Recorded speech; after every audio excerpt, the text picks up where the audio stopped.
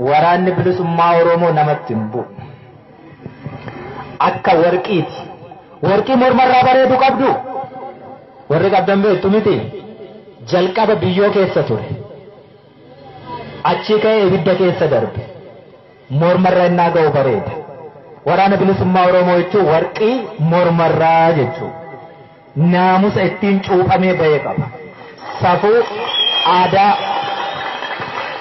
Safuu aadaa kabajaa hawaasa isaa keessaa bahee aadaa cabe deebisuuf malee cabsuuf hin baane jechuudha.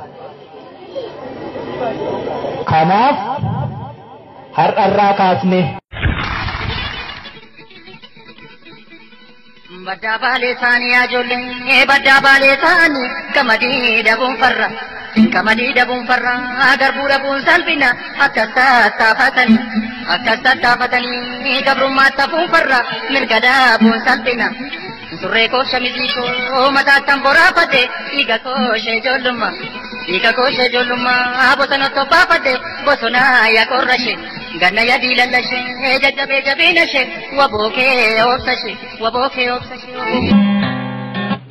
Imala keessa murannoo fudhannee hidhannoo keessa mudhiitti hidhannee looni kibbaa irraa fassoo'eenee awwaala keessaan jiraatti buuteenee.